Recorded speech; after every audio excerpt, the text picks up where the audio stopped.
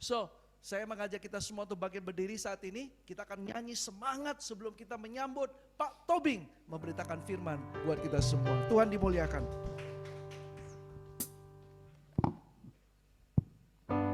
Oke, siap mendengarkan firman Tuhan?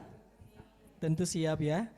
Namun sebelum kita menyanyi satu pujian yang semangat juga untuk Tuhan, kita memberikan salam untuk kiri kanan kita. Mari kita saling mengajak semangat untuk memuji Tuhan.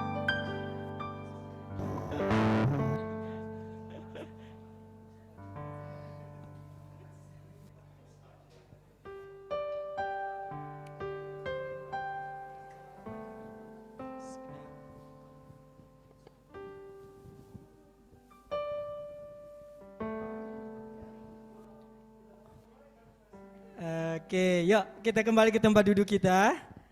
Oke, nanti kita bisa berfellowship setelah selesai ibadah lagi, kita lanjutkan ya fellowshipnya.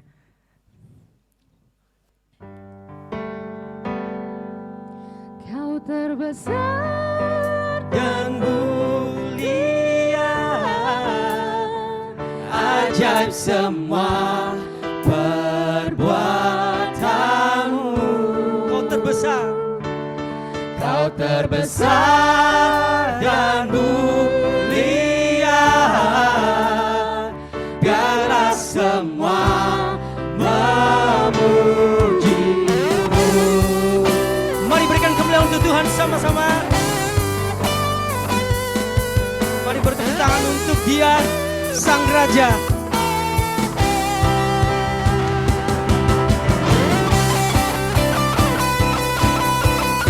Arahkan hatimu sama Tuhan, bahwa Dia mendengarkan suaramu hari ini waktu saudara-saudari bernyanyi.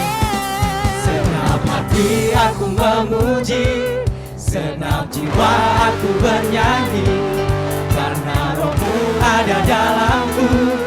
Tuhan, ku angkat tanganku memuji, ku angkat suara dan bernyanyi, karena Roh-Mu ada dalamku. Tuhan, mari menari memuji, ungkapkan sukacita di hati. Katakan, Kau terbesar dan mulia, ajaib semua perbuatanmu. Kau terbesar dan mulia, biarlah semua memuji-Mu. Oh, Kau terbesar Tuhan. Jemaat katakan sama-sama. Senap hati aku memuji, senap jiwa aku bernyanyi, karena Roh-Mu ada dalamku. Tuhan, ku angkat tanganku memuji, ku angkat suara dan bernyanyi, karena Roh-Mu ada dalamku. Tuhan, mari menari memuji, ungkapkan sukacita di hati. Kau terbesar dan mulia, ajaib semua perbuatanmu. Yes. Kau terbesar dan mulia, biarlah semua memuji-Mu.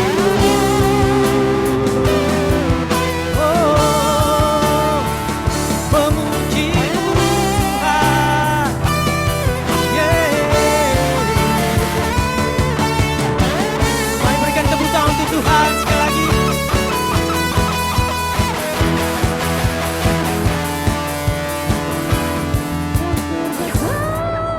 Dan mulia, ajaib semua perbuatanmu.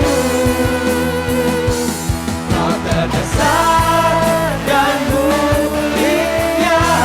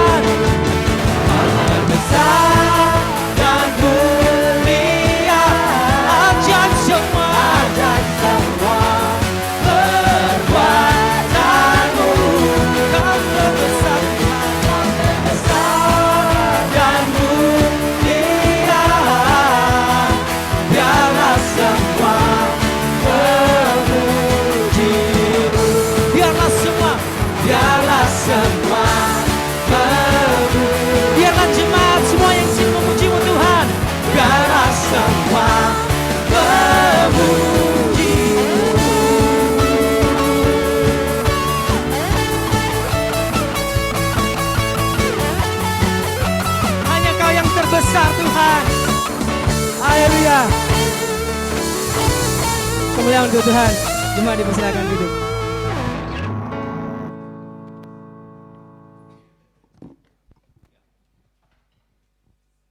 Oke, selamat pagi semuanya. Sangat bersyukur ya, dan hari ini buat saya dan istri ini sebuah kehormatan boleh diundang ke Cirebon. Amin ya. Bertemu dengan saudara-saudari di sini, ini adalah satu hal yang luar biasa buat saya. Sangat bersukacita karena bisa ketemu dengan saudara-saudari dari tempat-tempat yang lain ya. Dan ini pertama kali saya ke Cirebon. Ya, dan happy bisa fellowship, bisa kenal, bisa ngobrol ya. Dan betul sekali tadi kita adalah sahabat dari Charlie dan Nita. Sudah lama dari single ya. Pelayanan ya penuh dengan banyak hal, tantangan, pergumulan yang kita hadapi sama-sama ya. Kalau lagi retret, ketemu staff meeting, curhat-curhatan, ditegur bareng-bareng, dapat tantangan sama-sama ya. Itu sesuatu yang luar biasa. Kita sangat bangga dan bersyukur, dan saya mau mengajak kita juga bersyukur kita punya Charlie sama Nita di Jemaat Cirebon. Amin ya. Mereka adalah orang-orang yang betul-betul mendedikasikan hidupnya untuk melayani Tuhan. Ya, dari sejak muda sampai sekarang mereka memberikan hatinya, hidupnya untuk bisa melayani Tuhan dan jemaat. Saya merasa ini adalah satu saya merasa bangga ya kepada mereka berdua.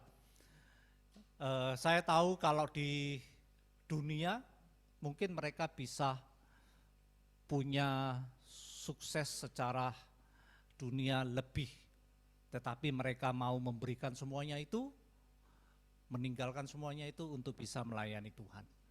Saya sangat menghargai Bro dan Nita ya yang sudah melayani Tuhan dan memberikan semuanya. Dan satu hal yang saya ingat dari mereka berdua, khususnya Charlie lah ya. Saya tahu dia pernah atlet pingpong. Betul ya?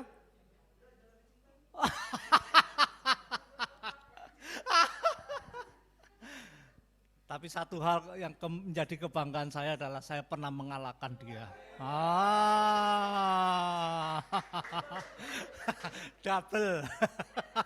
Entah dia double sama siapa, sama hoki. Double dan dia kalah. Setelah itu dia nantang saya terus dan saya tidak pernah mau.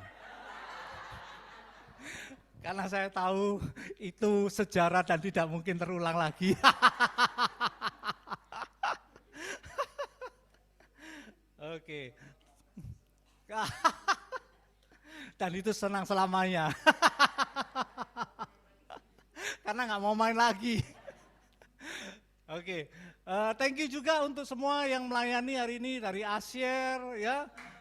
Multimedia, Song Ministry luar biasa. Kalian sudah memberikan hati, waktu, tenaga semuanya untuk bisa melayani Tuhan. Itu hal yang luar biasa ya. Dan saya hari ini bersyukur kita punya keluarga seperti Jemaat Cirebon ya. Dan saya mau mengajak kita, mari kita siapkan hati sekarang, kita akan melihat firman Tuhan ya. Kita berdoa dulu ya. Tuhan Allah Bapa di surga, terima kasih untuk pagi yang luar biasa ini Tuhan. Kami bersama-sama dengan keluarga di sini bisa bersorak-sorai, memuji dan memuliakan Engkau. Dan hari ini Tuhan kami juga mau mempersiapkan hati kami untuk bisa mendengarkan firman Engkau yang kami percaya firman ini adalah firman yang akan mengubahkan hidup kami. Dan semakin melihat bahwa Engkau adalah Tuhan yang luar biasa. Terima kasih Tuhan untuk kesempatannya, pimpin hamba-Mu untuk menyampaikan firman Engkau saja. Di dalam nama Tuhan Yesus, Kami berdoa dan mengucap syukur. Amin. Oke ya, hari ini temanya adalah penata layanan.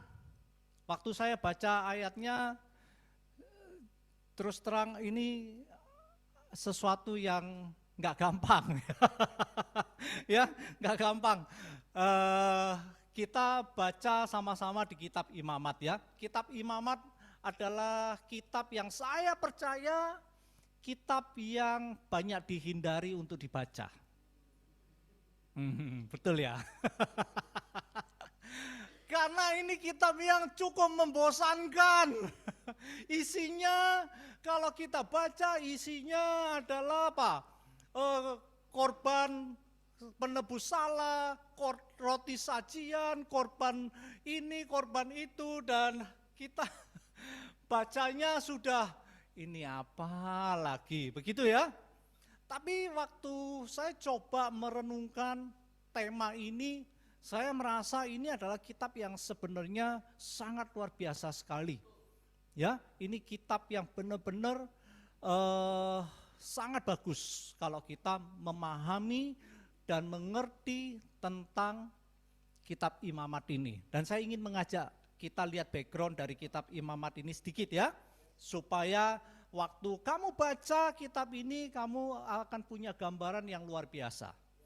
Nah, kitab Imamat ini dimulai dari, kalau Anda lihat di sini kemah suci, ini adalah gambaran di mana Tuhan sangat ingin tinggal bersama-sama dengan umatnya.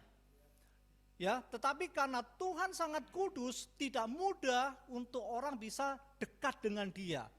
Dan Tuhan berinisiatif untuk membangun kemah ini, dan ada aturan-aturan yang diberikan untuk bisa tinggal bersama-sama dengan jemaat. Nah, kenapa enggak gampang? Karena Tuhan itu kudus, sedangkan kita adalah orang-orang yang berdosa. Nah, kalau kamu lihat, saya kasih gambaran yang sederhana ya, ini adalah matahari. Matahari itu seperti gambaran tentang kekudusannya Tuhan. Siapa yang bisa mendekati matahari? Matahari itu ya tetap matahari, dia diapa-apain ya seperti itu. Enggak ada yang bisa mendekati, kalau mendekati hancur. Begitulah gambaran kekudusannya Tuhan, sehingga ketika dosa mendekati matahari bukan karena mataharinya jahat, tapi ya memang sifatnya seperti itu. Sehingga ketika orang berdosa mendekati Tuhan, sama seperti gambaran dosa atau kenajisan mendekati matahari kekudusannya Tuhan. Makanya inilah yang membuat tidak mudah manusia untuk bisa dekat dengan Tuhan tanpa inisiatifnya Tuhan. Makanya Tuhan memberikan beberapa perintah-perintah, berikan beberapa tuntunan supaya manusia bisa dekat dengan Tuhan itu sendiri, ya. Jadi supaya kita bisa layak, ada hal-hal yang diberikan oleh Tuhan. Ada 3 hal di dalam kitab Imamat itu. Yang pertama adalah ritual, yang kedua tentang keimaman, yang ketiga tentang kesucian. Nah, apa maksudnya? Jadi kalau kamu baca kitab Imamat gampang sekali sebenarnya. Dibagi menjadi 7 bagian ini ya. Pasal 1 sampai 7, pasal 8 sampai 10 dan seterusnya. Nah, dibagi menjadi 7 bagian, kita lihatnya seperti ini. Yang pertama adalah ritual. Ritual itu ada di pasal 1 sampai 7 dan pasal yang terakhir 23 sampai 27 itu ritual. Ya. Yang kedua adalah tentang keimaman, pasal 8 sampai 10 dan pasal 21 sampai 22. Yang ketiga adalah tentang kesucian, pasal 11 sampai 15 dan 18 sampai 20. Ini adalah pasal-pasal di dalam kitab Imamat, ya. Sampai sini saya harap jangan bosan dulu. Karena kalau kamu pahami ini akan sangat membantu kita memahami kitab Imamat, ya. Oke. Nah, ada bagian yang paling penting. Tapi nanti sebentar ya, ini saya jelaskan tentang ritual dulu. Ritual itu sebenarnya tujuannya simple. Ya, yang pertama adalah sebagai ucapan syukur sama Tuhan. Terima kasih.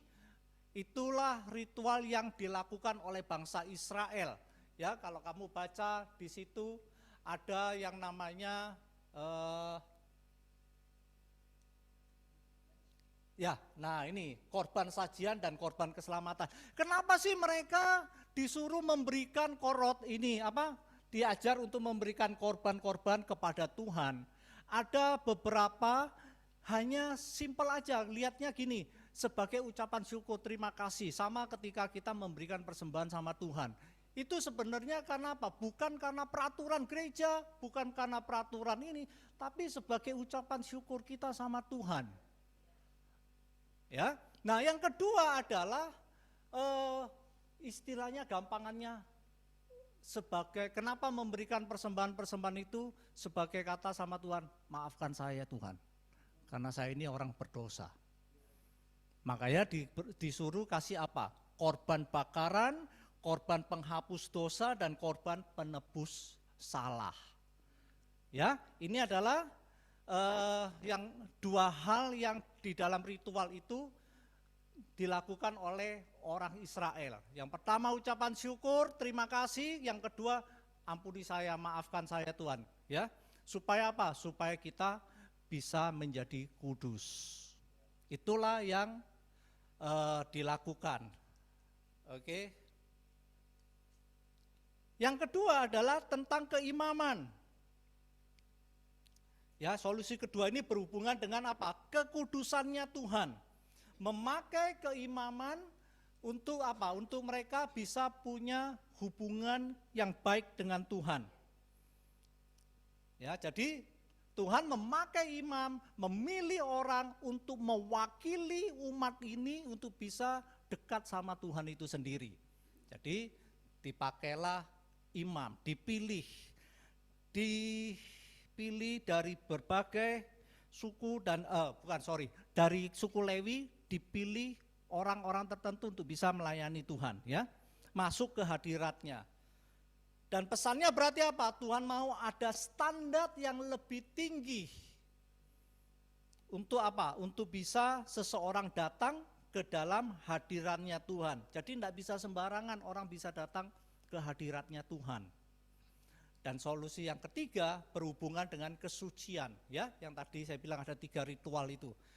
Ritual, keimaman, kesucian, berhubungan dengan makanan yang boleh dan yang tidak, ya, nggak boleh nyentuh mayat dan lain-lain sebagainya. Ada hukum moral yang diberikan supaya mereka nggak langgar. Nah, orang berpikir gini, kenapa beda perjanjian baru dengan perjanjian lama? Saya mau kasih tahu begini, perjanjian lama itu adalah kalau kamu baca kitab Imamat, bangsa Israel ini adalah bangsa yang baru keluar dari perbudakan. Jadi masih istilahnya bayi rohani, dituntun keluar, kamu tahu ya bayi ya, atau anak-anak. Kalau kita didik anak, saya dulu masih ingat waktu anak-anak saya kecil, kalau dia mau deket-deket pegang listrik, nggak mungkin saya ajarin dia, nah ini bahaya kalau kamu sentuh ini, kamu bisa mati, bisa ini, nggak ngerti. Anak-anak nggak ngerti. Ya umur 2 tahun, 3 tahun coba kasih tahu begitu. Nggak mudeng dia. Apa ini? Tapi yang kita lakukan apa? Saya bilang no. Suara saya tegas, dia harus tahu bahwa ini serius. Kenapa? Saya tahu kalau dia pegang itu mati. Berarti apa? Saya harus lakukan sesuatu. Kalau dia lagi, saya akan spank tangannya. No. Kenapa? Masih umur 2 tahun, saya nggak bisa kasih tahu seperti orang dewasa. Sedangkan perjanjian baru berbeda, makanya Yesus bilang, nggak apa-apa makan apa aja boleh, kita makan paling masuk dibuang ke jamban. itu berbeda sekali, ya. Kenapa? Sekarang Yesus lagi fokus apa? Moralitasnya, hatinya. Bukan lagi action seperti anak-anak. Sudah dianggap lebih dewasa. Inilah yang membedakan kenapa dulu banyak larangan-larangan, sedangkan di dalam hukum Kristus sekarang tidak seperti itu. Yang kedua, karena ada sebagian sudah digenapi oleh Yesus. Paham ya? Jadi simple, sebenarnya kita memahami kitab Imamat ini. Nah, hal yang terpenting, oke, di dalam kitab Imamat di pasal ini 16 sampai 17. Oke, apa itu yang penting? Di pasal 16-17 ini adalah hari pendamaian. Ada 1 tahun sekali mereka melakukan hari pendamaian ini. Apa yang dilakukan? Mereka akan membawa, ya. Nah, ini ada dua hewan, satunya domba, ya. Dombanya ini akan dipotong untuk korban penghapusan dosa, untuk pendamaian dengan Tuhan. Sedangkan yang satu ini kambing jantan. Nah, kambing jantan ini akan dibawa oleh imam. Imam akan taruh tangannya ke kepala domba ini dan dia bilang, kita dosanya saya timpakan ke kamu semua.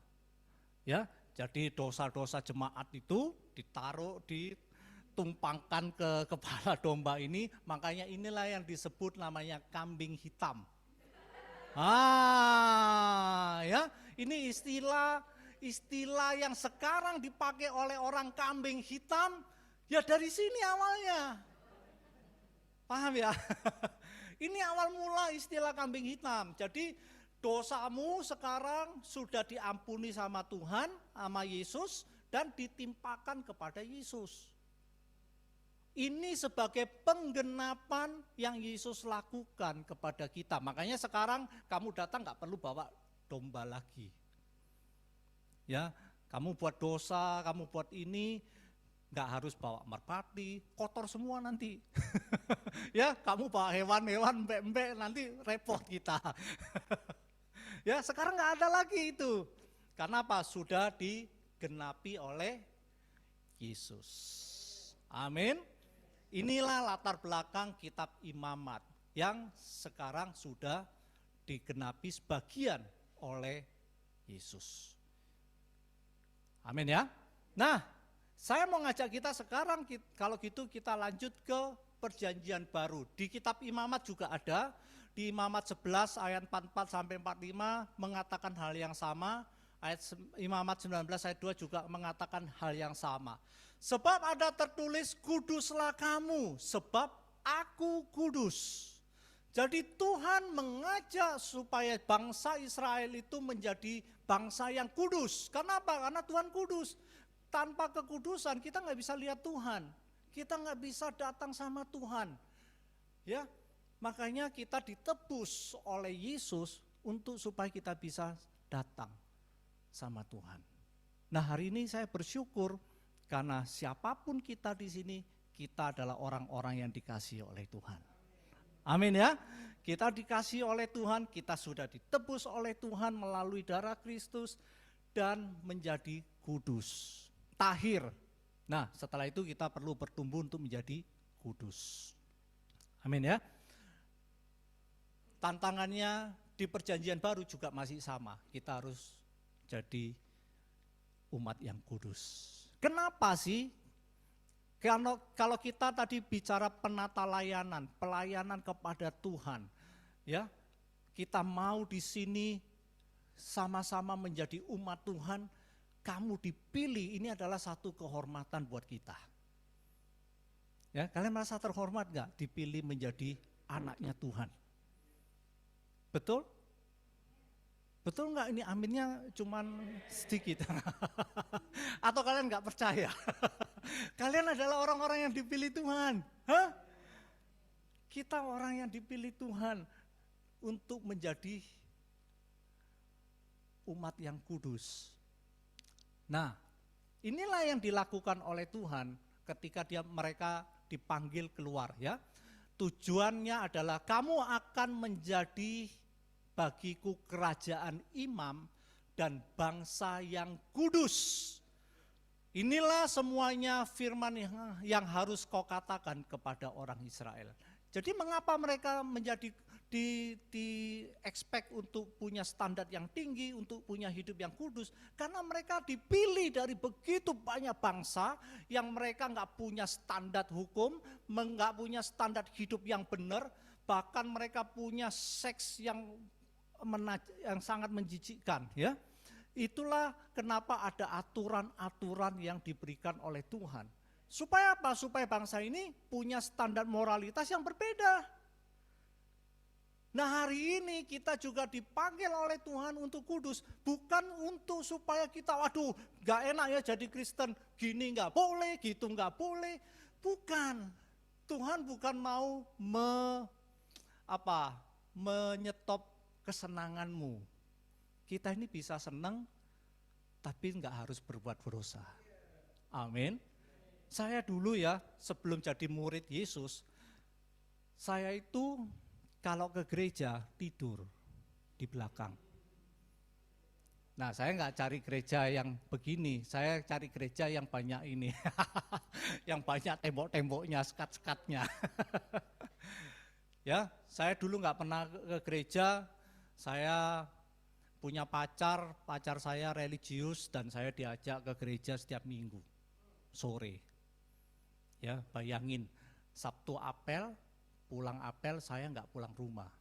Saya pulang ke markas besar teman-teman saya. Itu sampai pagi.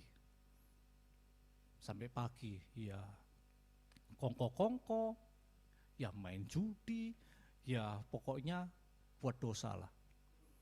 Nah, sampai Minggu pagi pulang, tidur 1 jam, 2 jam, terus pergi apel. Jalan-jalan. Jalan-jalan, habis itu pulang, mandi, jemput dia, ngantar ke gereja. Ya di gereja tinggal tidur lah saya kan. Jadi saya nyari di ujung-ujung dekat tembok saya. Itulah kerjaan saya dulu. Nah, waktu saya jadi murid, itu diubahkan. Buat saya ke gereja itu bukan sesuatu yang enak. Gak menyenangkan. Gak bisa bebas buat saya. Kenapa? Karena saya suka buat dosa dulu. Ya. Nah, Tuhan kasih kita standar moralitas bukan untuk membuat kita tidak happy. Ya, tapi hari ini justru saya bisa happy kalau ketemu dengan brother sister di sini. Amin. Itu kerinduan saya setiap minggu. Ketemu jemaat, fellowship sama mereka, justru minggu itu adalah waktu yang paling padat. Happy dengan fellowship yang ada. Itu sukacita yang berbeda. Tanpa saya harus buat dosa seperti dulu. Amin. Ya, inilah standar hidup yang Tuhan kasih. Karena kamu dipilih untuk menjadi imam dan bangsa yang kudus. Buat siapa? Buat orang-orang di sekitarnya. Ya, makanya merit kita punya standar yang lebih baik. Ya, bukan cuma baik tapi harus benar. Amin. Ya, nah, apa hal yang bisa merusak? Apa hal yang bisa merusak kita menjadi kudus? Apa kira-kira? Mengapa orang Israel harus kudus? Mengapa kita harus kudus? Nah, ada satu hal yang saya mau angkat. Karena ini yang saya berikan untuk Jemaat Semarang. Ya, ini untuk Jemaat Semarang sebenarnya. Saya percaya kalian gak seperti ini. Amin. Ya, kalian lebih awesome. Ya, karena pemimpinnya awesome. Ya. Nah, apa hal yang bisa merusak kita? jadi nggak kudus. Ada satu yang namanya ini sengaja ini supaya nggak ditunjukin. Sorry. Next. Pikiran negatif. Ya, pikiran negatif itu dengan sebutan lain negative thoughts. Tahu nggak artinya apa? Negative thoughts itu. Menurut kalian negative thoughts atau pikiran negatif itu baik atau buruk? Ayo, siapa yang buruk? Angkat tangan. Waduh, 5 juta. Wah, banyak sekali. Siapa yang sering berpikiran negatif? Kita kan satu keluarga, nggak apa-apa ya. Hah? Ngaku? Oke. Siapa yang bilang ini baik?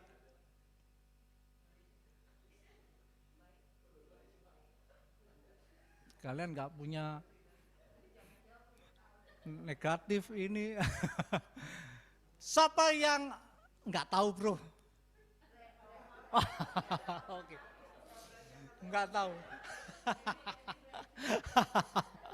Oke, ya, negative thoughts itu artinya adalah persepsi, harapan, deskripsi negatif tentang diri sendiri, orang lain, dan dunia secara umum. Oke, jadi ini cara pandang kita tentang diri sendiri, tentang secara general ya, tentang orang lain dan sebagainya. Secara umum, biasa. Tapi baik atau buruk? Ya, ini saya mau kasih tahu. Negative thoughts itu sebenarnya adalah alarm alami untuk manusia mengenal dan mendeteksi bahaya. Oke, ya, membantu otak kita untuk lebih sensitif ke hal negatif. Hal ini dipengaruhi oleh otak kita yang dinamakan amigdala. Jadi ini sebenarnya sensor atau alarm alami kita.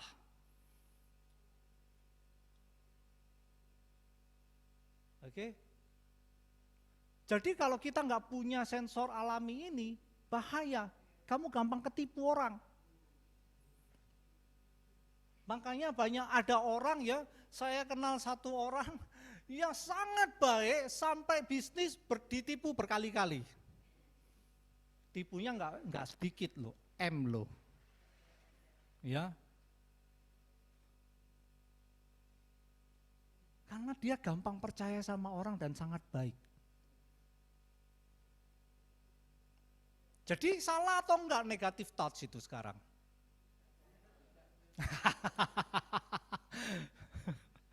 Yang benar. Setelah baca ini bagus juga, tapi jangan jadi negative thinking semua ya. Ini saya jelaskan ya. Jadi tergantung. Negative thoughts itu tergantung gimana kita menyikapinya. Ya, ini penting, tapi juga bisa merusak kita. Apa yang merusak? Merusak itu adalah ketika kita next-nya ada distorsi. Ya, distorsi yang bisa merusak kita. Nah, apa sih? Ini yang bahaya, distorsi adalah apa? Pandangan hitam dan putih. Jadi seringkali kita menjadi keliru ketika kita cuma punya pandangan dalam hidup ini, kalau enggak hitam ya putih. Padahal dalam hidup ini ada yang namanya abu-abu. Ya. Orang yang pandangannya hitam dan putih cuma melihat segala persoalan dari benar dan salah. Padahal ada cara pandang yang lain. Ya, misalkan kalau aku tidak closing berarti aku gagal, aku bukan marketing yang baik. Padahal ada banyak penyebab. Misalkan kalau saya usaha, saya nawarin orang, hari itu nggak closing, bukan berarti saya bukan marketing yang buruk. Bisa saja mungkin orangnya lagi mengalokasikan dananya untuk kepentingan yang lain saat ini. Nah, paham ya? Jadi nggak bisa bilang, waduh hari ini saya gagal ketemu marketing atau saya gagal studi sama orang hari ini, berarti saya bukan orang yang bisa ngajar Alkitab. Enggak. Ya mungkin orangnya belum waktunya berubah. Jadi kalau kita studi orang ya jangan berhenti.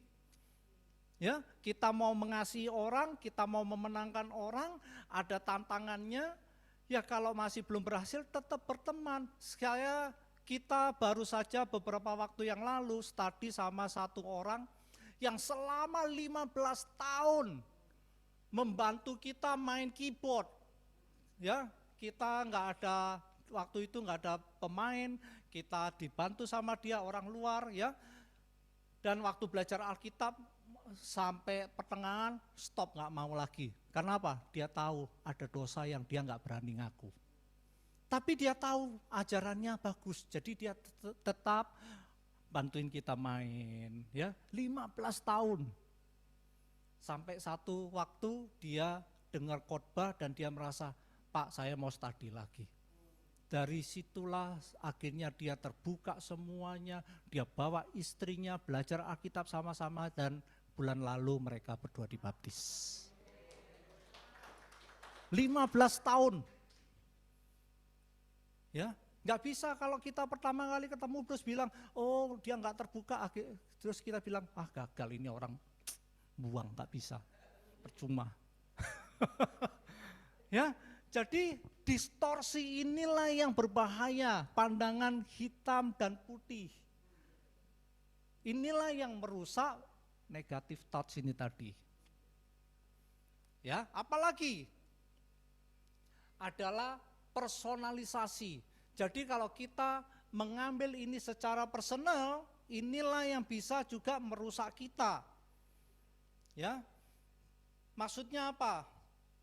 Pas kita lagi nggak enak hati terus lihat orang itu, misalkan terus saya lihat Charlie lagi ngomong sama siapa, terus dia noleh ke saya, terus dia senyum. Oh, dia kayaknya lagi ngomongin saya.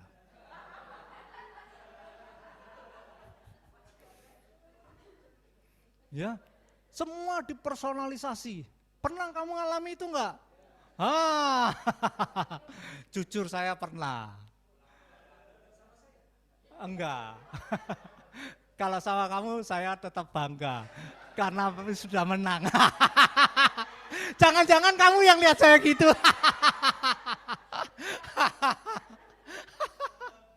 Ya, jadi jangan personalisasi.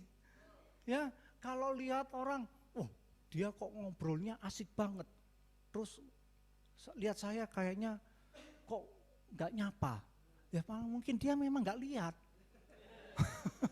Terus jangan personal.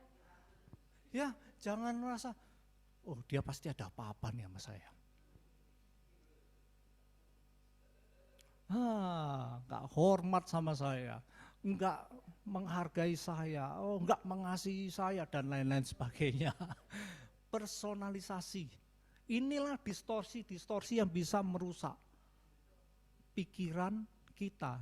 Jadi alarm negatif itu tadi bukan sesuatu yang buruk, tapi kalau jadi distorsi, kamu yang harus hindari. Ya, apalagi saringan mental. Ya, kita harus, saringan mental ini maksudnya kamu cuma lihat orang itu dari sisi apa? Negatifnya, jeleknya terus. Ya, kita lihatnya, makanya ada istilah di Alkitab apa? Lihat selumbar di mata saudara, balok di mata sendiri nggak kelihatan. Ya, kita lihatnya jeleknya terus, ini lihatnya jeleknya terus, ini dia begini, ini dia begitu, ini dia begitu, istri saya ini pagi, ini gini, ada orang yang menjelekkan istrinya, terus semua jelek. nggak ada yang bagus. Padahal waktu kita konseling, yang bagus banyak. Dia yang lebih banyak jeleknya. Enggak lah ya. Jadi kita jangan lihat jeleknya semua, harus ada positifnya. Kenapa? Kita ini sama-sama ciptaannya Tuhan. Tuhan ciptakan kita berarti apa? Ada kualitas-kualitas karena kita diciptakan serupa dengan gambarannya Allah. Lah kalau kamu bilang jeleknya terus seseorang, berarti kamu apa? Menjelekkan siapa? Iya. Kamu enggak kudus jadinya, jelekkan Tuhan. Ya, kita ini harus lihat ada kelemahan, tapi juga ada kekuatan-kekuatan orang lain. Amin semua? Ya. Jadi kita harus hati-hati, ini bisa mendistorsi pikiran kita. Makanya harus waspada. Yang keempat adalah berpikir hal-hal yang buruk dan suka bawa dalam gosip. Bawa dalam doa bagus. Ya, tapi kalau bawa dalam gosip makin makin sip katanya ya. Ya, makin hot. Makanya ada acara gosip, acara apa? Silet, apalah itu semua. Jadi yang diomongin apa? Masalah-masalah orang lain. Ya. Ini juga hal-hal yang bisa merusak pernikahan. Hati-hati. Ya. Jadi kalau kamu nggak jaga pikiranmu, kamu lihat pasanganmu seperti ini, distorsinya banyak, harus cepat buang. Amin, ya. Jadi apa yang bagaimana mengatasi distorsi? Kita lihat di Filipi 4 ayat 8. Jadi akhirnya saudara-saudara, semua yang benar, semua yang mulia, semua yang adil, semua yang suci, semua yang manis, semua yang sedap didengar, semua yang disebut kebajikan dan patut dipuji, pikirkanlah semuanya itu. Jadi apa? Pikirin yang baik-baik. Pikirin yang bagus dari orang lain. Pikirin yang bagus dari pasanganmu. Ya, pikirin yang baik dari anak bimbinganmu. Jangan lihat anak bimbinganmu, lihat masalah. Meskipun dia memang suka buat masalah. Enggak apa-apa. Tapi jangan lihat dia sebagai masalah. Bingung nanti. Ya, tapi pikirkan potensi apa yang dia bisa bagus kalau dia rohani, kalau dia berubah. Amin ya. Jadi lihatnya seperti itu. Terus 1 Korintus 15 ayat 33, janganlah kamu sesat, pergaulan yang buruk merusak kebiasaan yang baik. Jadi kita perlu untuk membangun grup ini menjadi grup yang sehat. Amin. Punya pemikiran-pemikiran yang benar. Ya, hati-hati. Jangan sampai pikiran negatifmu jadi rusak karena distorsi-distorsi ini. Jelas ya? Nah, yang kita bisa lakukan, pikirkan hal-hal yang baik. Misalkan Tuhan itu baik, Tuhan mengasihi saya, Tuhan mengampuni saya, segala dosa-dosa saya, dan Tuhan juga mengasihi orang-orang lain. Ya, jadi kalau Tuhan mengasihi, Tuhan pasti mau kita jadi bagus. Amin semua ya. Pikirkan hal-hal yang baik, hindari pergaulan yang merusak. Seperti firman Tuhan tadi, ya kalau memang itu suka gosip sekali grup, misalkan ada grup yang suka gosip, ya kasih tahu. Kasih tahu, nggak mau berubah, ya sudah jangan dekat-dekat. Daripada itu merusak imanmu. Amin ya. Tapi bukan dimusuhi, oke? Kita kan satu keluarga, tetap harus mengasihi. Amin. Ya. Terus apa? tuliskan jurnal rasa syukur setiap hari. Tulisin, kamu bisa tulis jurnal. Apa sih yang saya syukur dari pasangan saya? Wah, kamu tahu ya, saya bersyukur sekali. Saya sama Nita kita baru sama-sama ke Penang. Ya, cuman beda kasus aja, kita berobat sama ya. Saya pasang 3 ring. Lord of the Ring. Tapi Pak Muksin lebih banyak. Ya, saya pergi di sana pasang ring, terus karena pasangnya lewat tangan, jadi dokter bilang ini tidak boleh angkat berat semuanya, kamu hati-hati karena kalau sampai keluar darahnya itu tidak bisa berhenti. Karena saya akan dikasih pengencer, darah yang cukup kuat ya, jadi memang bahaya. Dia perban, dia kasih ini, jangan angkat berat.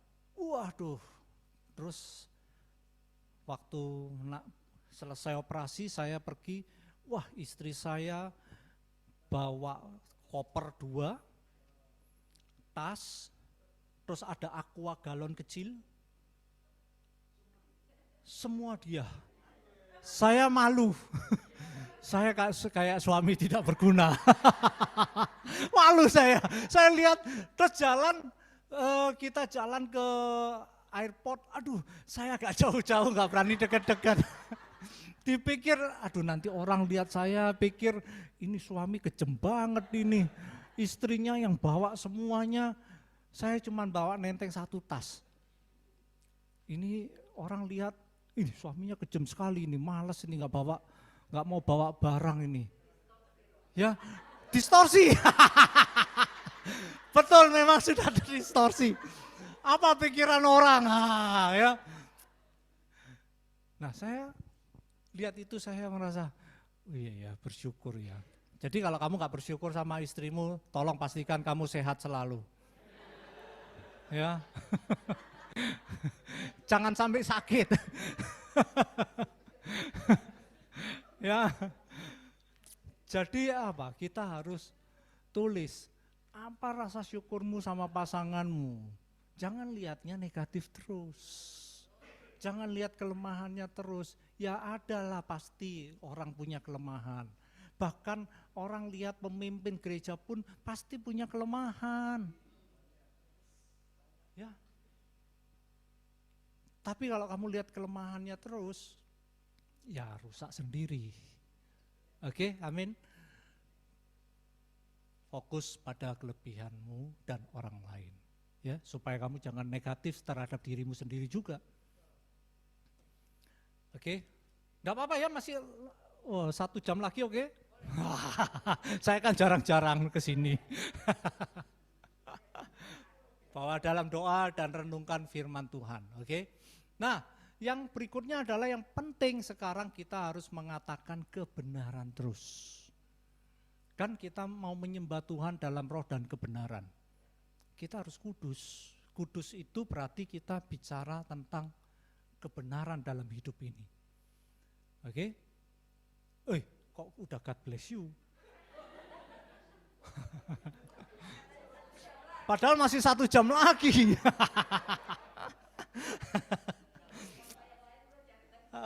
Enggak maksudnya. Nah, supaya kita tidak distorsi, tidak negatif, kita harus berani ngomong yang benar sama pasangan. Ini yang saya temukan. Ada orang-orang yang menikah, ya, seringkali apa? Mereka menggunakan kata-kata yang tidak seharusnya atau tidak yang sebenarnya. Ya. Ada waktu saya ketemu satu pasang suami istri konseling, dia komplain semua. Dia bilang saya mau cerai, saya nggak mau lagi lanjutin pernikahan. Oke, kenapa? Ya karena dia itu tadi, dia kayaknya lebih seneng lihat HP bro. Dia kalau lihat HP itu bisa senyum-senyum sendiri. Udah distorsi banyak. Terus, oke, Terus saya tanya, maumu apa? Ya dia nggak tahu bro, kayaknya kalau di rumah itu terus handphonean, terus ini apa, saya itu lihat dia sibuk, sana kerja sini, inilah, inilah. Oke, saya masih nggak ngerti dari penjelasanmu. Kamu maunya apa? Oh, dia perumpamannya gini bro, dia kasih perumpamaan, saya tambah nggak mudeng. Ini maunya, jadi kamu maunya apa? Istrimu supaya apa, lakukan apa supaya kamu dikasihi. Sampai selesai juga dia nggak ngerti maunya apa. Ya, itu sama seperti kalau kamu pergi ke restoran mau makan, ya, terus pelayannya datang, Pak, mau pesan apa? Saya nggak mau yang pedes, jangan digoreng, terus jangan banyak micin, terus tolong nanti motong cabenya, nggak usah cabai tapi kasih merica aja dikit.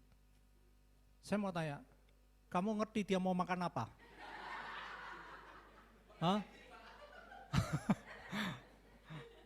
Ya, kalian tahu dia mau makan apa? Enggak tahu. Nanti dia cuman paling pelayannya, oh wong edan iki. Terus dia bawa ke kokinya, capcay. Enggak goreng, enggak pedes. Kasih capcay, wis, udah selesai. Ya, kok capcay? Jadi kalau kamu dalam hidupmu, kamu juga dalam pernikahan, ya, kamu nggak tahu maunya apa, nggak belajar ngomong yang benar. Jangan salahin kalau yang keluar capcay goreng.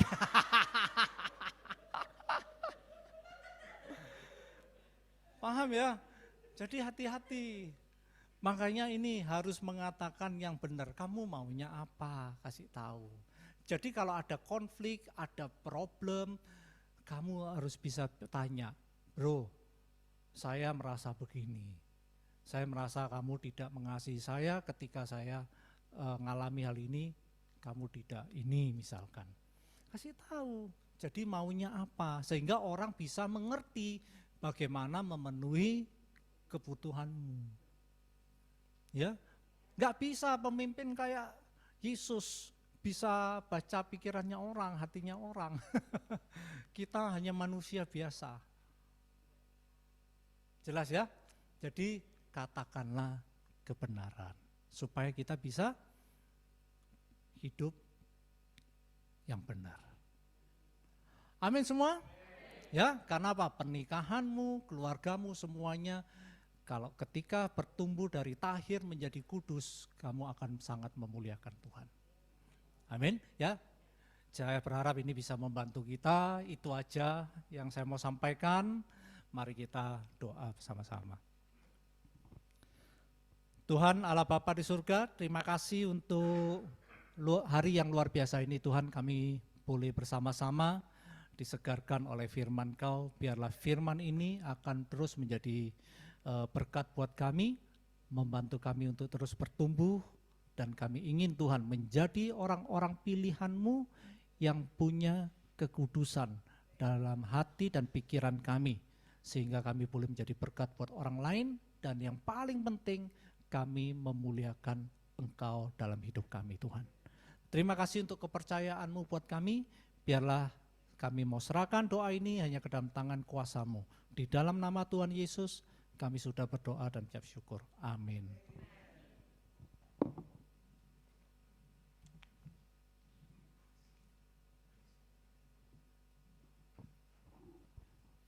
Terima kasih ya sekali lagi buat Bro Tobing ya. Saya merasa merasa banyak distorsi saya yang perlu saya perbaiki. Terima kasih ya bro ya.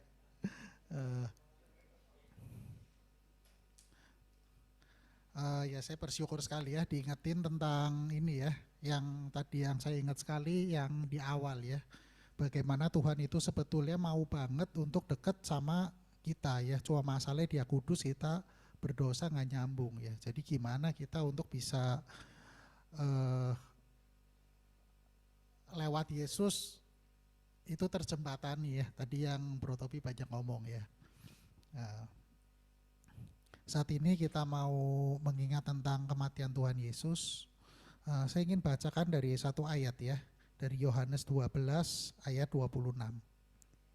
Barang siapa melayani aku, ia harus mengikut aku. Dan di mana aku berada, di situ pun pelayanku akan berada. Barang siapa melayani aku, ia akan dihormati Bapa. Ya, waktu saya baca ayat ini, saya langsung kepikirannya ini ya, pendeta. Ya. Kemudian saya datang ke Bro Tobing, saya ngomong ini pelayan banget ini ya. Tapi setelah itu Bro Tobing sibuk, dia lagi itu, saya pergi sambil mikir-mikir ya. Ini kayaknya ini ayat ini nggak cuma buat pelayan ya, tapi buat saya juga ya. Dan mari saya ingin mengajak kita semua lewat sharing dari sister kita Kanti ya, kita bisa lebih mengerti ya bagaimana kita bisa melayani Tuhan terlebih lagi ya. Silakan Ibu Kanti.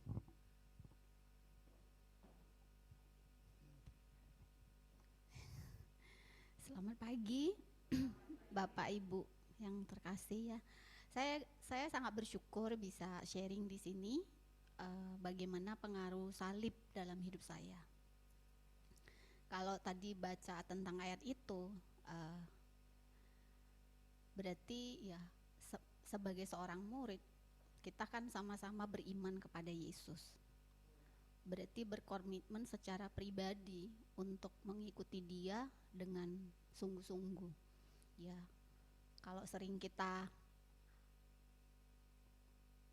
kasih tahu atau bahkan kita juga udah mengerti, ya menyangkal diri mikul salib kan itu intinya ya, untuk melayani Tuhan. Nah, bulan ini kita bicara tentang penata layanan. Nah, dan saya tahu setiap kita mungkin punya kekuatan dan juga punya kelebihan yang semuanya sama-sama pengen dilakukan itu untuk melayani Tuhan. Tetapi apakah Tuhan merasa dilayani ketika kita melayani? Kan itu menjadi pertanyaannya. Saya beberapa tahun yang lalu, maksudnya bukan tahun lah ya, udah lama banget, waktu saya bahas tentang melayani, saya dibesarin dengan seorang ayah yang sangat peduli sama orang. Dan saya juga sangat mengidolakan ayah saya ya, bapak saya. Karena dia sangat baik, sayang sama mama saya ya. Sangat peduli sama keluarga gitu. Itu adalah ayah saya, almarhum ya. Nah, tetapi ada satu sifat daripada ayah saya yang dari kecil, dari saya SD, yang sebenarnya saya tidak begitu suka, yaitu rumah kita itu jadi rumah kayak tempat karena persinggahan gitu ya. Jadi mau itu keluarga dekat, keluarga jauh, tetangga, orang kampung itu bisa nginep tuh di rumah. Nah, sebelum mereka pergi keluar dari, maksudnya tuh mau pergi, misalnya contoh mau ke Semarang, harus berhenti dulu di Cirebon, intinya gitu, nginap, baru perjalanan langsung lagi gitu. Nah, seperti itu model tempat tinggal di mana kita tinggal. Jadi kalau ada orang datang nginap sebelum dia pergi jalan-jalan atau sebelum dia pulang kampungnya atau apalah gitu, pasti berhenti dulu di rumah kita dan mereka minta izin untuk tinggal. Nah, ayah saya tuh suruh kita itu melayani mereka. Bayangin dari saya SD ya, jadi kalau orang datang kita harus memastikan makan, minum, tempat mereka tinggal gitu ya, di dalam rumah gitu. Dan pulang pun mereka harus memastikan mereka tuh sukacita gitu. Dan nggak jarang, maksudnya hampir, itu orang itu bisa balik lagi karena seneng. Ketika, karena senang gitu loh, maksudnya datang ke rumah itu selalu kalau, jadi itu buat saya dan adik-adik saya bukan sukacita. Saya melayani karena harus. Saya melayani karena disuruh. Saya melayani bukan karena saya tahu itu ada efeknya buat saya nggak ngerti. Saya hanya pikir ini buat susah gitu. Kalau orang datang saya udah pikir, aduh nanti aku akan pindah ke kamar, dari nggak di kamarku, nanti akan begini, begono gitu. Nah itu buat saya ketika saya melayani mereka sebenarnya tidak dengan sukacita. Walaupun aku tahu efeknya bagi mereka tuh sangat terberkati. Tetapi saya kan tidak. Saya tidak merasa terberkati ketika melayani mereka. Saya berdosa terus. Nah waktu itu saya kagak tahu itu dosa atau gimana ya. Pokoknya dari SMP sampai saya SMA sebelum saya kuliah, itulah kegiatan kalau ada orang datang ke rumah. Nah, waktu saya memahami tentang melayani di dalam kerajaan Allah, ya, waktu saya mengambil keputusan mau melayani, itu juga nggak mudah buat saya. Nah, apalagi 3 tahun, 4 tahun terakhir ini, ya, melayani orang yang gampang, itu gampang, maksudnya itu mau dengar. Tapi kalau melayani orang yang susah banget dikasih, kamu pernah menemukan orang ini udah dikasih pun kayaknya susah banget untuk dikasihi. Semakin dikasih, semakin menyebalkan. Dan itu rasanya tuh saya harus menyangkal diri untuk mengasihi. Bayangin kalau saya menyangkal diri untuk mengasihi, otomatis mana ada kegembiraannya. Menyangkal diri tiap hari gitu. Sebulan mungkin masih kuat. 1 tahun menyangkal diri melulu setiap kali ketemu. Lama-lama gimana gitu ya. Nah 4 tahun terakhir ini benar-benar itu menjadi satu pembelajaran, apalagi setelah COVID. Itu membantu saya untuk mengerti lagi, saya hubungin dengan, oh ya dulu juga saya melayani orang, tetapi itu efeknya mungkin buat dia, tetapi juga tidak buat aku. Sekarang saya melayani orang kan sebenarnya bukan untuk orang itu, tetapi karena saya mau melayani, karena saya ingin. Apakah orang itu terima atau tidak, apakah orang itu mau dengar atau tidak, apakah orang itu menghargai atau tidak. Kalau itu jadi keinginan saya untuk melayani, berarti sebenarnya saya tidak melayani dengan benar. Dan tempat saya bukan tadi dibilang dihormati oleh Bapa. Berarti yang menghormati saya siapa ya? Kalau orang menghormati saya itu hanya sebentar. Kenapa? Ketika saya berbuat salah, hilang tuh 10 kebaikan, 1 aja salahnya itu loh diteropong gitu. Nah itu buat saya benar-benar mengerti tentang melayani di dalam Tuhan dengan cara yang benar.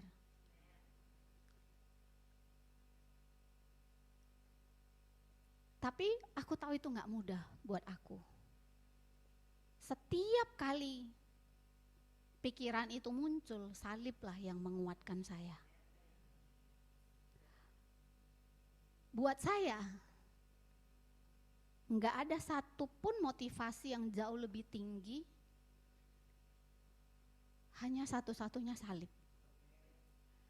Salib memotivasi saya juga untuk melayani. Salib juga memotivasi saya untuk melayani orang yang sesulit apapun. Bahkan salib mengubahkan cara pikir saya juga. Bagaimana melayani orang-orang di sekitar saya. Jadi itu ngebantu saya. Apalagi seperti yang tadi Bapak Ibu saya bilang waktu COVID. Kita kan tidak ketemu ya. Bagaimana saya melayani orang dengan kadang tidak terlihat wajahnya. Ditutup. Sampai saya pernah ngambil keputusan tuh, kalau online tuh ya, itu sama seperti ini, saya bilang, kamu mau offline mau online kan sama ya, gitu. Tetapi kalau kamu coba, kamu ngomong hadap-hadapan, terus habis itu kamu tutup tuh. Terus ya apa rasanya gitu ya. Itu pun gak mempan. Itu bayangin kita melayani orang dengan, kalau dibilang selalu, itu jadi distorsi kan, selalu sinyalnya nggak bagus. Masa setiap hari Minggu sinyalnya nggak pernah bagus gitu ya. Nah, otomatis distorsi kan. Jaga hati, nyangkal diri itu rasanya gimana gitu. Jadi saya ngambil keputusan melayani saya karena ingin. Bukan karena orang itu buka videonya, bukan karena orang itu juga mau ngajakin saya gitu ya. Tetapi karena saya ingin. Bukan karena saya sebagai seorang pelayan. Tetapi karena saya ingin mau ngajak dia doa, saya ingin mau ngajak dia ngobrol, saya ingin mau ngajak, karena saya ingin. Karena sangat tidak enak, saya ngalamin itu waktu saya kecil, nggak enak banget. Orang itu bahagia waktu saya layani meskipun saya beban dan ngomel di dalam otak saya, ini bukan keluarga, bukan apa, mau datang, waduh sebel banget gitu ya. Tapi mereka bahagia banget. Saya bayangin kalau saya melayani dengan hati saya betapa luar biasa bahagianya lagi, Tuhan ngelihat saya. Dan pengajaran itu, pengalaman itu membantu saya sampai hari ini. Dan salib menguatkan saya, Bapak Ibu. Amin.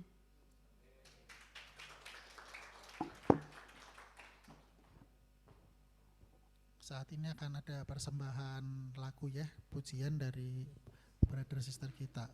Dipersilakan.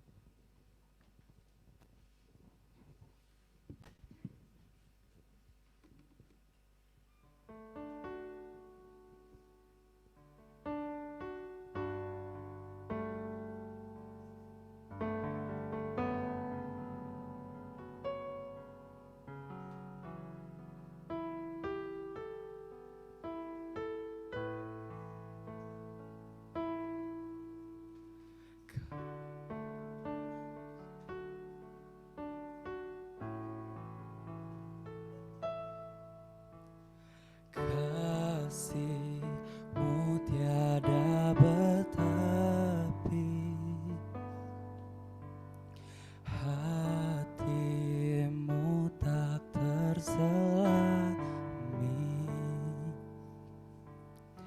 Betapa baiknya Engkau,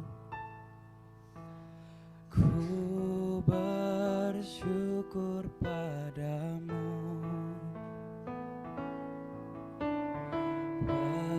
Perkenanan-Mu ya Tuhan, nyata di dalam hidupku. Sungguh Kau yang termulia, jiwaku pun menyembah.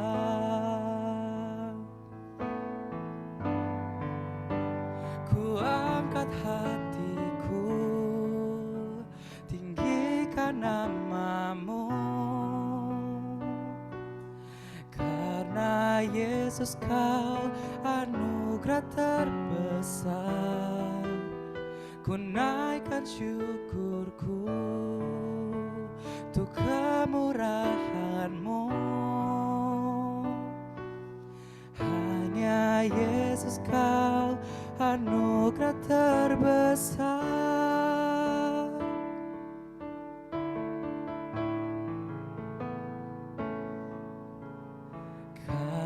Kasih-Mu tiada bertepi, hati-Mu tak terselami.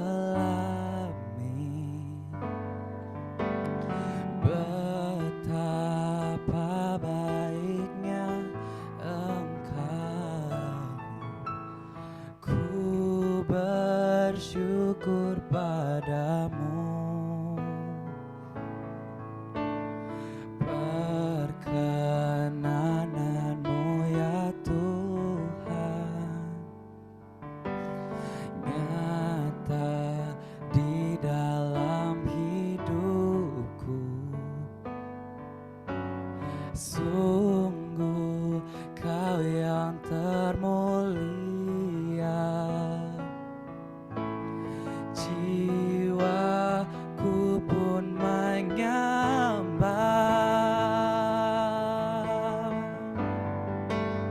ku angkat hatiku, tinggikan namamu.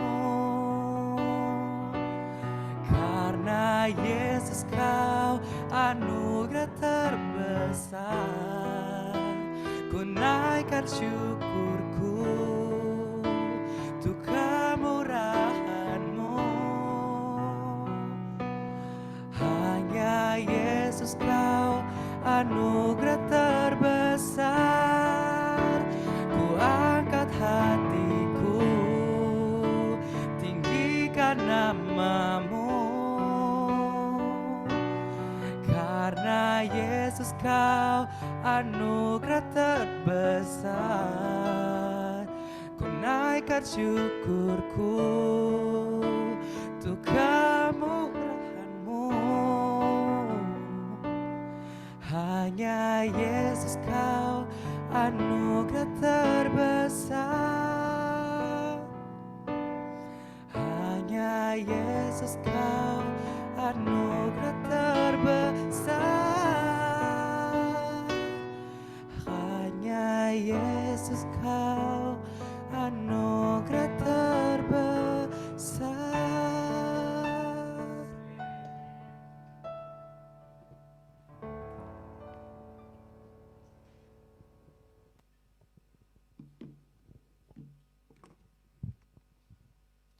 Saat ini kita akan mengingat kematian Tuhan kita. Apakah semua sudah mendapatkan roti dan anggur? Sudah semua ya. Nah, saya akan bacakan dari 1 Korintus 11.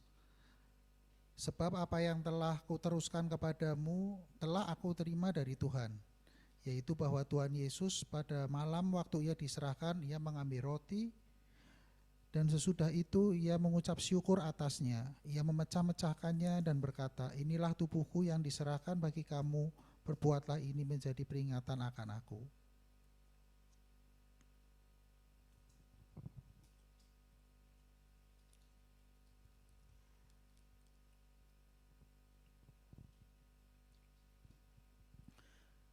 Demikian juga ia mengambil cawan sesudah makan lalu berkata, cawan ini adalah perjanjian baru yang dimateraikan oleh darahku. Perbuatlah ini setiap kali kamu meminumnya menjadi peringatan akan aku.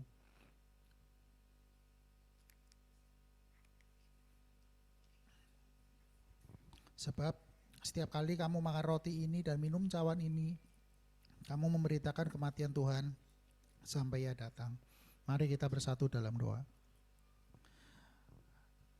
Tuhan Yesus, terima kasih Tuhan untuk 2000 tahun yang lalu Tuhan, Engkau telah mati di salib untuk kami semua Tuhan.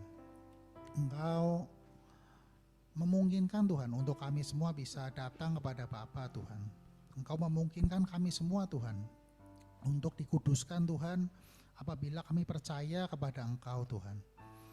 Terima kasih Tuhan untuk Engkau telah menemani kami Tuhan melalui perjalanan hidup ini Tuhan. Menjadi dekat pada Engkau Tuhan, berusaha menyenangkan hati Engkau Tuhan, melayani Engkau Tuhan, dan banyak hal yang lain Tuhan. Terima kasih Tuhan untuk kami semua Tuhan, yang Engkau begitu sabar menunggu pertumbuhan kami Tuhan. Saya mau berdoa Tuhan supaya masing-masing dari kami Tuhan bisa bertumbuh Tuhan seperti yang Engkau rencanakan buat kami Tuhan. Bantu kami semua untuk rendah hati Tuhan.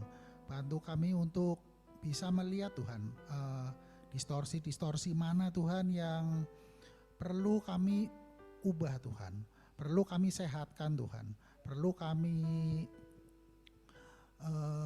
perkumpulkan Tuhan supaya kami bisa menjadi lebih dekat lagi kepada Engkau Tuhan. Terima kasih Tuhan, saya hanya bisa mengucap syukur Tuhan atas kemurahan Engkau. Hanya di dalam nama Tuhan Yesus kami berdoa dan mengucap syukur. Amin. Terima kasih. Ya, terima kasih sekali lagi buat Pak Tobing yang sudah sharing firman Tuhan. Mari kita menghargai sama-sama firman Tuhan bersama kita dengar. Juga buat Ibu Kanti yang sudah sharing komuni. Ya, firman Tuhan yang sangat mengena ya. Buat hidup saya juga saya pribadi. Karena ini bukan bicara hidup saya dulu, tapi hidup saya saat ini. Hidup saya saat ini ada distorsi juga. Tapi saya percaya satu hal bahwa waktu roh Tuhan ada dalam hidup kita, maka kita akan mampu. Ya, semakin hari semakin menghilangkan distorsi itu. Amin. Marikan satu pujian, bila roh Allah ada di dalamku, sambil kantong persembahan diedarkan. Mari kita membuka persembahan, kita kasih yang terbaik untuk Tuhan. Ku kan menari,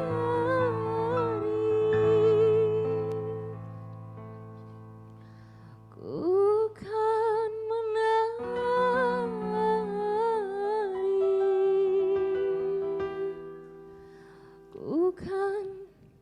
ku kan menari. Bapak Ibu mari menari buat Tuhan. Seperti daun Mari kita sama-sama menari. Setelah kantong kolekta diedarkan, nanti kita berdiri sama-sama menari buat Tuhan.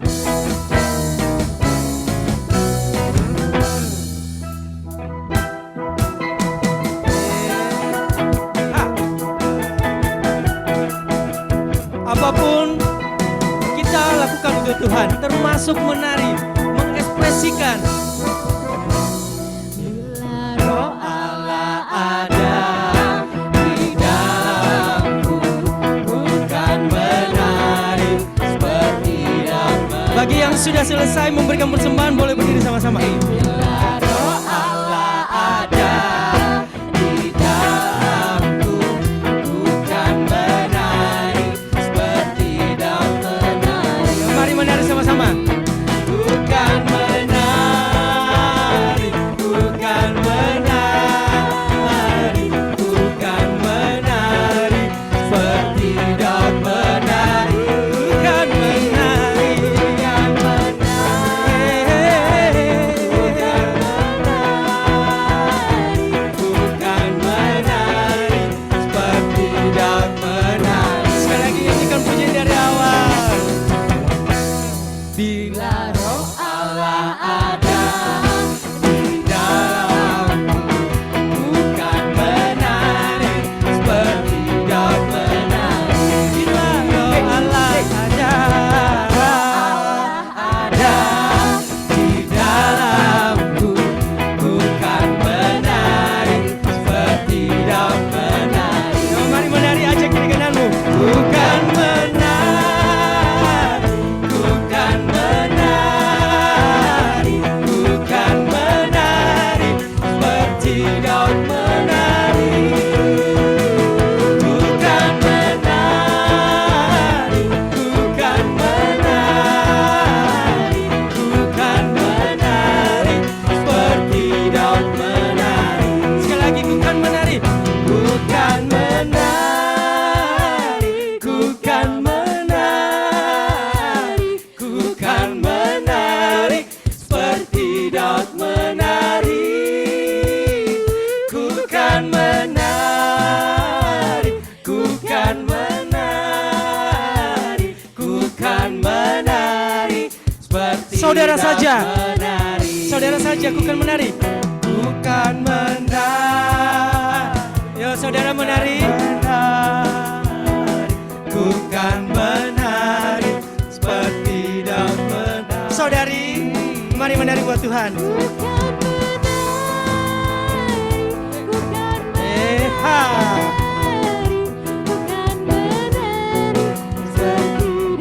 Sama-sama mari menari buat Tuhan.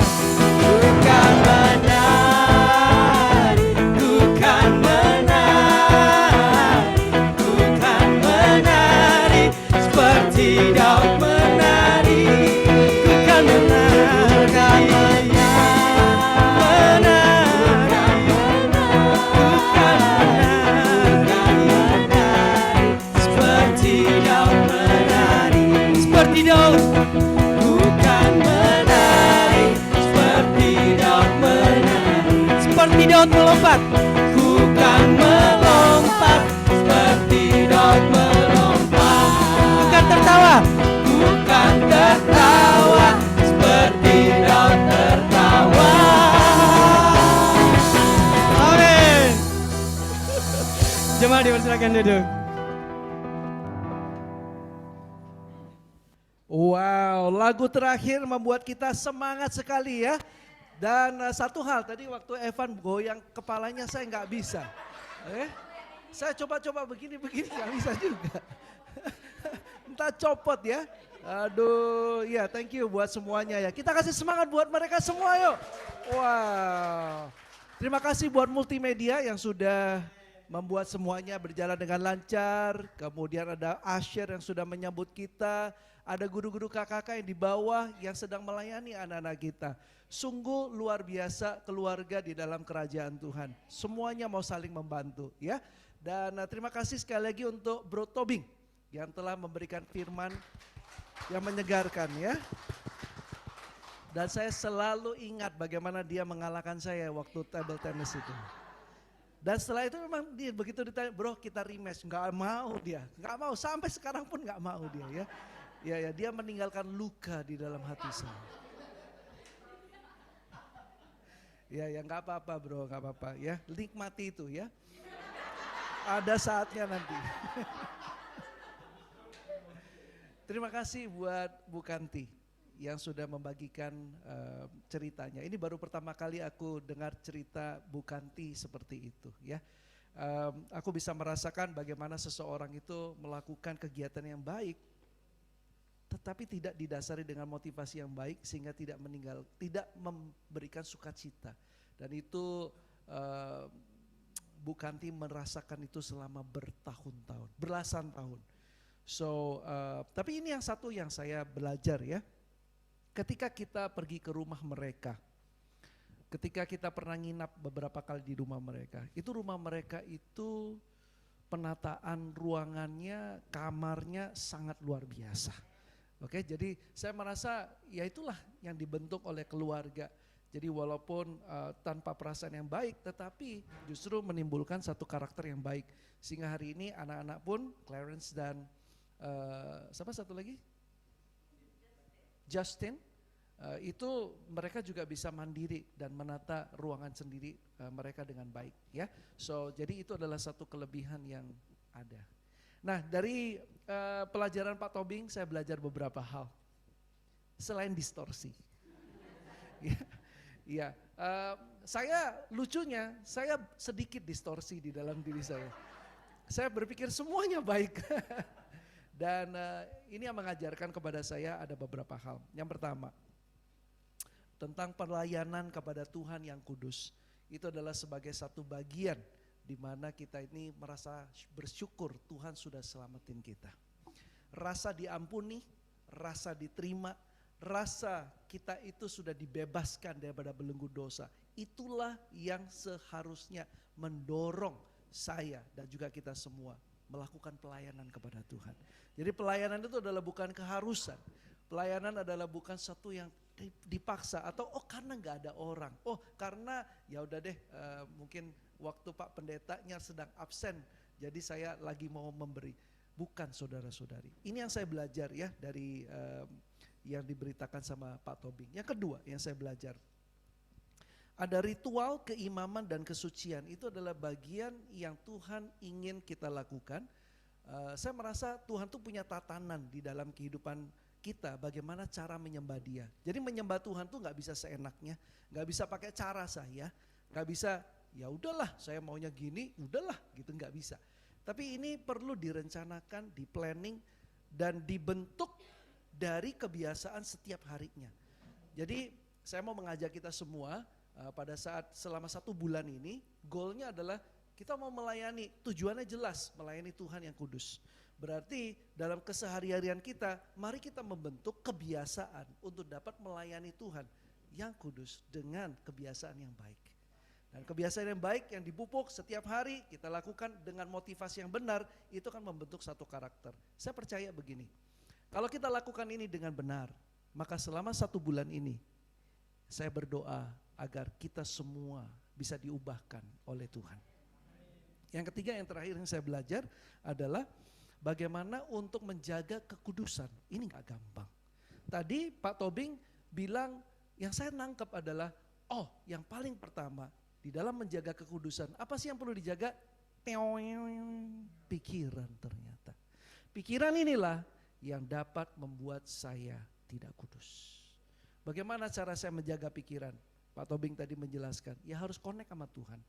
Setiap hari perlu evaluasi, ini pikiran saya sama si Anu, pikiran saya tentang ini benar gak sih? Sesuai dengan firman Tuhan gak sih? Apakah pikiran saya ini membuat saya kudus? Apakah pikiran saya ini menyenangkan hati Tuhan? Kalau enggak, berarti saya mesti tinggalin.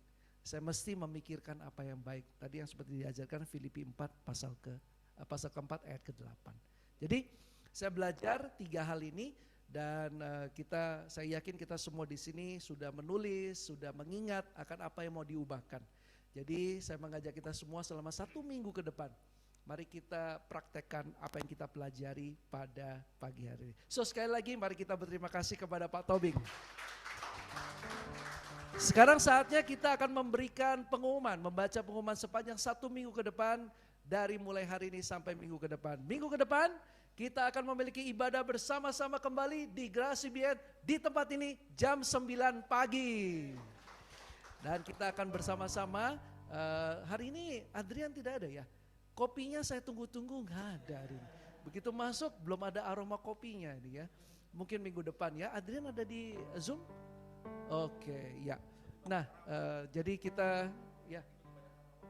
Di Kerawang. Oke. So, ini adalah nomor rekening daripada jemaat dan mari kita sama-sama memberikan dengan sukacita, dengan sukarela, mengingat ada kebutuhan-kebutuhan yang ada diperlukan di dalam ruangan ibadah ataupun di dalam kebutuhan memenuhi kebutuhan jemaat. Ya, saya mengajak kita semua untuk memberi yang terbaik yang kita bisa kepada Tuhan dan kepada jemaat. Ya, itu saja Pak pengumumannya. Saya mengajak kita semua untuk bangkit berdiri. Mari kita berdoa bersama-sama. Tuhan Bapa kami yang baik, terima kasih untuk pada sepanjang pagi menjelang siang ini Engkau memberikan kami waktu untuk beribadah kepada Engkau. Tuhan, Engkau adalah tamu agung kami. Ketika kami datang, saudara-saudari kami melayani, dan kami semua satu sama lain saling melayani. Itu semua kami berdoa agar itu menyenangkan hati Engkau. Tuhan, ketika Bro Tobing berkhotbah dan juga Bu Kanti memberikan sharing tentang komuni, Tuhan, itu semua mengingatkan kepada kami bagaimana Engkau mengasihi kami semua. Dan Engkau ingin Tuhan agar kami mengalami perubahan di dalam hidup kami. Semakin hari semakin melihat Engkau sebagai Allah yang mengasihi kami. Semakin kami bisa respect kepada Engkau dan memiliki kesehatan di dalam mental dan pikiran kami Tuhan. Bapak, Engkau ingin agar kami ini berbeda dengan dunia. Engkau memberkati kami agar kami bisa menjadi berkat buat orang lain. Engkau membantu kami untuk berubah supaya kami bisa menjadi inspirasi buat keluarga dan saudara dan teman-teman kami. Tuhan, Engkau tidak ingin kami menjadi seseorang yang sama Tuhan minggu demi minggu. Tetapi dari minggu ini, setiap minggu waktu kami mendengar firman-Mu, waktu kami beribadah, kami memuji Engkau dengan sepenuh hati kami. Tuhan, kami merasakan, wow, 1 minggu ke depan ada tenaga. Seperti handphone yang baru saja di charge. Kami akan keluar dari ruangan ini Tuhan untuk menjadi seseorang yang berbeda. Kami mau mempraktekkan firman-Mu, kami mau dengan semangat mau mengevaluasi diri kami, dan kami mau melakukan firman-Mu dengan sukacita. Karena kami tahu Tuhan, ketika kami hidup menyenangkan hati Engkau, ketika hidup kami sesuai dengan apa yang Engkau mau, Tuhan, Engkau juga akan memberikan kami jalan keluar dalam setiap permasalahan kami. Terima kasih Tuhan untuk hari ini. Kiranya Engkau juga memberkati Pak Tobing dan Bu Kanti, pelayanan mereka di Semarang, bagaimana mereka membimbing jemaat juga di Solo. Tuhan, kiranya Engkau memberkati keluarga mereka. Tuhan, sehingga kedua putrinya yang saat ini sedang berkuliah di Cikarang, Tuhan, Engkau senantiasa melindungi sehingga mereka tetap bisa mengasihi Engkau juga di dalam jemaat di Cikarang Tuhan. Terima kasih untuk bangsa dan negara yang kami kasihi, di mana kami saat ini hidup di kota Cirebon. Tuhan, kami berdoa untuk kesejahteraan daripada kota kami. Tuhan, kami ingin juga menjadi inspirasi kepada teman-teman kami di Cirebon. Tuhan, kiranya dengan apa perubahan dalam hidup kami bisa sharingkan. Kami boleh mengajak teman-teman kami untuk mereka bisa melihat bagaimana kehidupan kami yang berubah. Bisa mendengar sharing bagaimana Tuhan mengubahkan kami. Bapak terima kasih kiranya Engkau memberkati Tuhan saudara-saudari yang hari ini melayani. Dari pagi sudah datang lebih pagi dan mereka boleh berlatih untuk songmin dan music ministry. Dan guru-guru kakak boleh melayani walaupun mereka tidak mendengarkan firman dan juga komuni Bapak.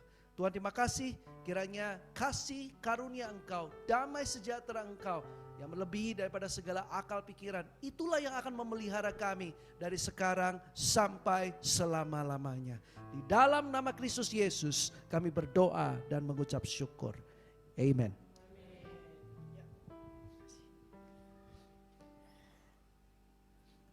Sebentar lagi ibadah akan selesai. Satu pujian yang semua untuk Tuhan. Sebab sesungguhnya Tuhan sudah memberikan kita kuasa untuk terus hidup dalam kebenaran. Amin. Amin. Kita nyanyikan satu pujian, Ku diberi kuasa.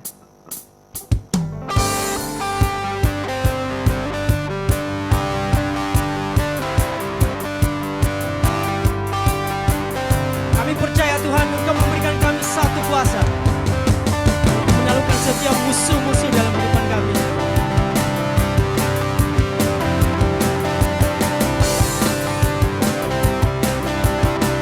Jemaat nyanyikan sama-sama. Diberi kuasa dari Raja mulia, Menaklukkan. menaklukkan musuh di bawah kaki. Mari pakai kuasanya. Pakai kuasa dari Raja mulia. Bila Allah ada bersamaku, siapa jadi lawanku? Sungguh besar. Sungguh besar Kau Tuhanku, Engkau perisai hidupku. Ku berdiri dengan iman, iman dalam Yesus Tuhan. Kau yang memberi kemenangan. Ku bersorak merayakan, terpujilah Engkau Raja segala raja. Kau yang memberi kami kemenangan Tuhan. Sekali lagi akan pujian ini dari awal. Katakan sama-sama.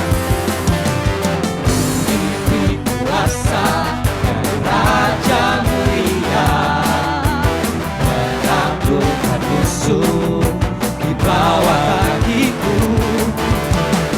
Pakai kuasa dari Raja mulia.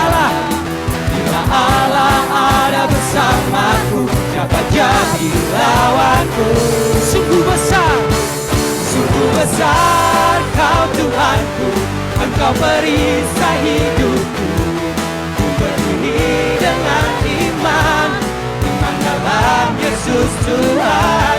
Kau yang memberi kemenangan, ku bersorak merayakan, terpujilah Engkau Raja segala raja.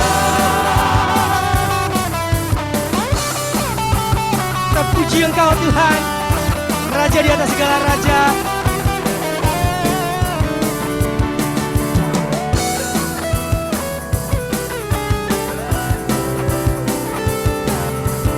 Mari bersorak sekali lagi untuk Tuhan.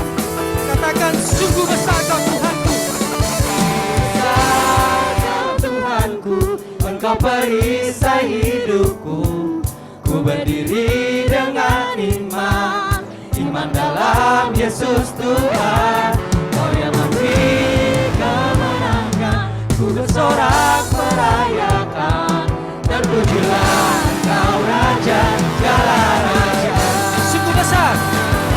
Sungguh besar Kau Tuhanku, Engkau perisai hidupku. Berdiri dengan iman dalam Yesus Tuhan. Kemenangan, ku bersorak merayakan, terpujilah Engkau Raja segala raja. Terpujilah, terpujilah Engkau Raja segala raja. Terpujilah Tuhan. Terpujilah Engkau Raja segala raja.